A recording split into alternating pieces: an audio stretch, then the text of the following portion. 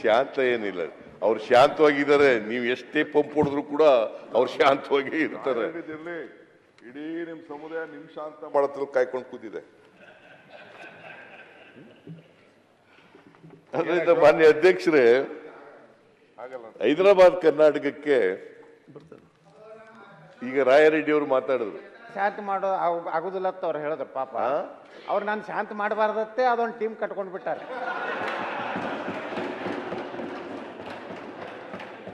ಅವ್ರು ಸಾಯೋವರೆಗೆ ನನ್ನ ನಾಯಕ ಅನ್ಕೋತ ಈಗ ಪಾಪ ಅವ್ರಕ್ಕಿಂತ 20 ವರ್ಷ ಸಣ್ಣವ್ರ ಮುಂದೆ ಕೈ ಮುಕ್ಕೋತ ಅಡ್ಯಾಡ.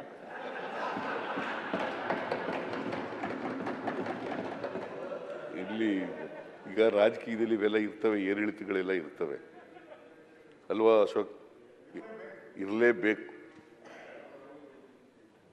ಅವು ಇರಲೇಬೇಕು. ರಾಜಕೀಯದಲ್ಲಿ ಏರಿಳಿತಗಳೆಲ್ಲ ಇರ್ತವೆ. ಈಗ ವಿಜಯೇಂದ್ರನ ಅಧ್ಯಕ್ಷ ಮಾಡ್ಕೊಂಡಿಲ್ವ ಇವರು? ಏನು ಅವ್ರು ಹೇಳಿದ್ದು ಪಾಲಿಟಿಕ್ಸ್. ಈಗ ಗುಜರಾತ್ ಅಂತ ತೆಗೆದುಕೊಳ್ಳಿ, ಈಗ ರಾಜಸ್ಥಾನ್ ತೆಗೆದುಕೊಳ್ಳಿ, ಎಲ್ಲ ಫಸ್ಟ್ ಟೈಮರ್ ಸಾಗ್ಬಿಟ್ಟಿದ್ದಾರೆ.